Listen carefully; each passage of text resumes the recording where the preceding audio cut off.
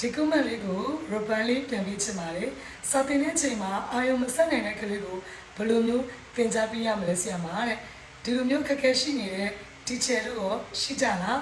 ဟုတ်တယ်ကလေးတွေအများစုနဲ့စာတင်ပေးတဲ့အခါမှာတချို့ကလေးတွေကလိုက်ပြီးတော့မှ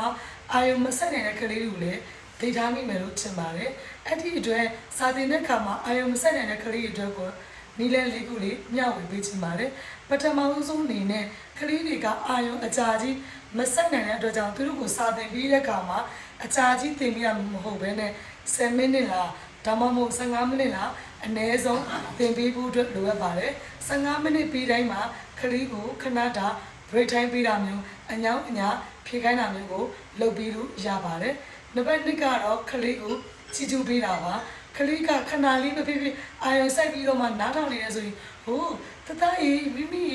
ကောင်းကောင်းလေးနားထောင်တာအရင်တော်လိုက်တာဆိုပြီးတော့မှချက်ချင်းချီကျူးပေးဖို့လိုအပ်ပါတယ်ချက်ချင်းချီကျူးပေးတဲ့အခါမှာကလေးတွေကနောက်ထပ်အာယုံဆိုင်နိုင်အောင်တွန်းအားကိုဖြစ်စေပါတယ်နောက်ထပ်နံပါတ်3ကတော့အာယုံလွင့်စင်တဲ့အရာတွေကိုဖယ်ထားပေးဖို့လိုအပ်ပါတယ်စာသင်တဲ့ပတ်ဝန်းကျင်မှာ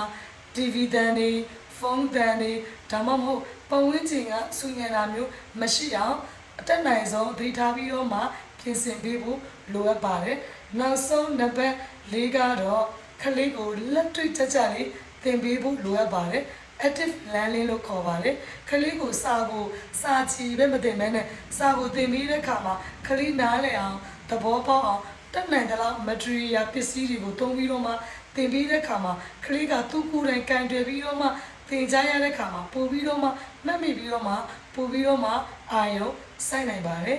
ဒီချေတို့ရေကလေးတိုင်းမှာအရှိန်အဟုန်ဆိုတာကရှိပါတယ်သူတို့သင်နိုင်တဲ့